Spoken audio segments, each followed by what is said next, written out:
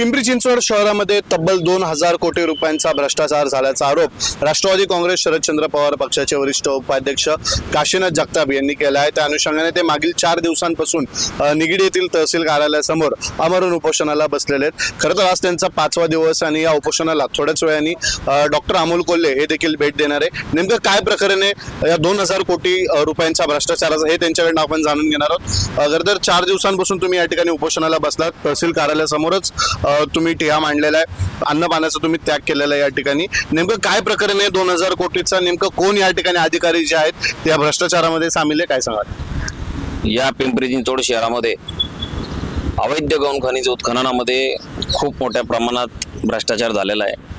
या भ्रष्टाचाराच्या पाठीमागे पिंपरी चिंचवड शहराचे तहसीलदार जयराज देशमुख यांनी खूप मोठ्या प्रमाणात भ्रष्टाचार केला आहे।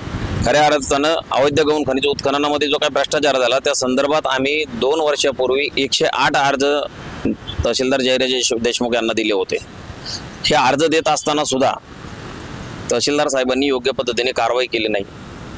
विकसकांना, बिल्डर लोकांना, डेव्हलपर लोकांना त्या ठिकाणी वेळेत नोटिसा पाठवल्या नाही आणि ह्या नोटिसा न पाठवता त्यांनी स्वतःचा स्वार्थ साधण्याचा प्रयत्न केला। कारण कोणत्याही शासकीय अधिकाऱ्याला एखाद्या व्यक्तीने, एखाद्या कार्यकर्त्याने ज्या वेळेला काही तक्रारी अर्ज देतो, फोटोसहित अर्ज देतो, त्यावेळेला त्यांच्यावरती वेळेत कारवाई करणं खूप गरजेचं होतं।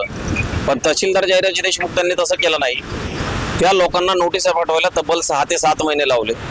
त्यानंतर तलाट्यांच्याकडून मोजणी करायला लावली, तेही मोजणी 1 महिन्यानंतर करायला लावली। त्याच्यानंतर सुद्धा ETS मोजणी केली, त्या ETS मोजणीला त्याच्यानंतर 2 महिने लागले आणि ETS मोजणी आणि तलाठी अहवालामध्ये खूप मोठ्या प्रमाणात तफावत आढळून येत आहे। आम्ही वारंवार त्यांना सांगत होतो की साहेब तुम्ही वेळेत कारवाई करा।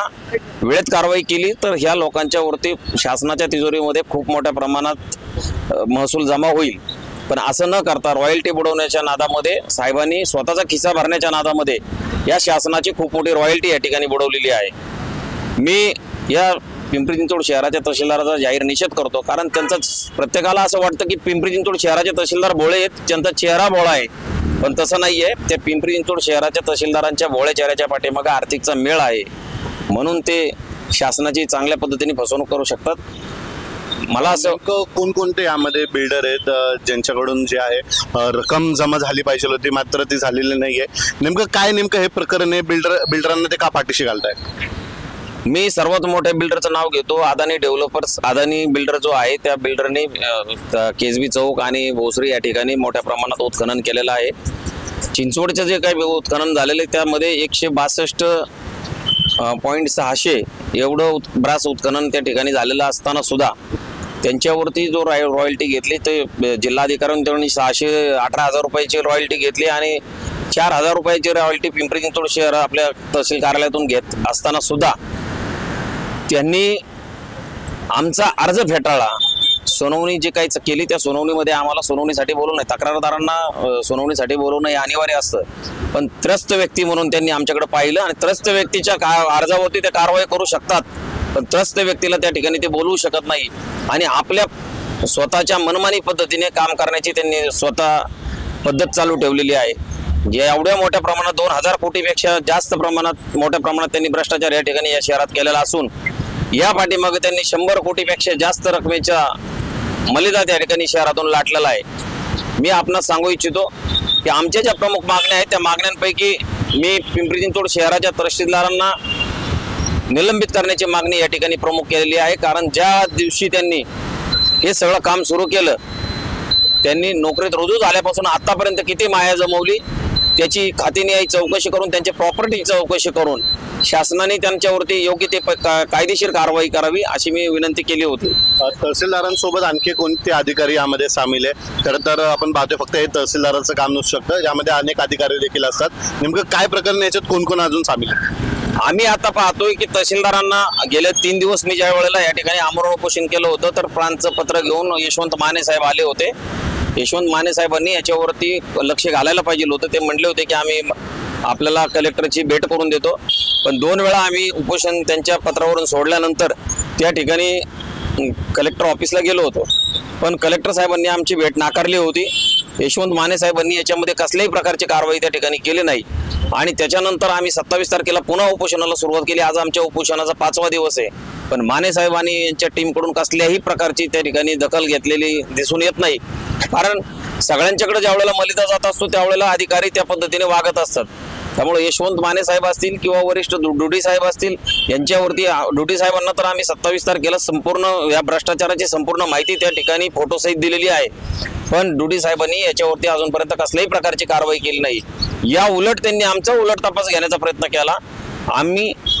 आम्ही जो काही भ्रष्टाचार समोर आणलेला आहे त्याचं प्रत्येक भ्रष्टाचाराचं उत्तर आमच्याकडे आहे. तहसीलदारांना जर असं वाटत असेल की हे आमच्यावरती काहीतरी ब्लेम करतात तर त्यांनी यावं, समोर बसावं मीडिया समोर, आम्ही त्यांना दाखवू की तुम्ही कुठं शेण खाल्लेलं आहे ते.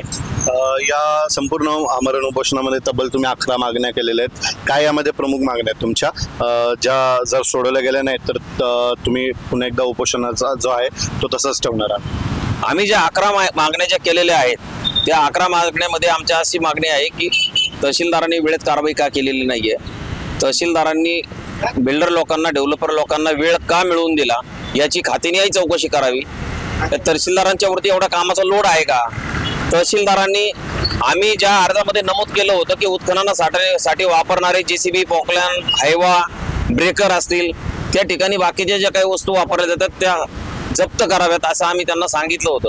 या तहसीलदारांनी कसल्याही प्रकारची कारवाई न करता फक्त तकलादू पद्धतीची कारवाई केली आहे. जोपर्यंत हे तहसीलदार निलंबित होत नाही तोपर्यंत आमचं आमरण उपोषण चालू राहील. सोमवारपासून तर मी पाणी त्याग करणार आहे.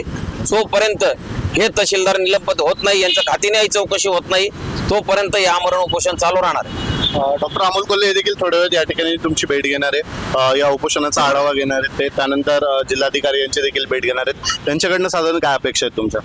हे डॉक्टर कोल्हे साहेब, अमोल कोल्हे साहेब आहेत, ते संसदातनं खासदार आहेत, त्यांना अनेकदा पुरस्कार त्या ठिकाणी मिळालेले आहेत आणि शिरूर लोकसभेमध्ये त्यांनी खूप मोठ्या प्रमाणात चांगलं काम केलेलं आहे. ते दुसरी टर्मचे खासदार आहेत. कोल्हे साहेबांच्या कानावरती आम्ही हा विषय घालणार आहे आता, कारण कोल्हे साहेब की हा एवढा मोठा भ्रष्टाचार आहे ते कोल्हे साहेब हा विषय मंत्रालयामध्ये सांगू शकतात, वरिष्ठांना सांगू शकतात, मुख्यमंत्र्यांना सांगू शकतात आणि अशा भ्रष्ट अधिकाऱ्याचं निलंबन 100% कोल्हे साहेब आणि आम्ही मिळून करूया असं आम्हाला वाटतं. निश्चित आपण पाहतोय पिंपरी चिंचवड शहरामध्ये तब्बल 2000 कोटी रुपयांचा भ्रष्टाचार झाल्याचा आरोप राष्ट्रवादी काँग्रेस शरदचंद्र पवार पक्षाच्या वतीने करण्यात आलाय.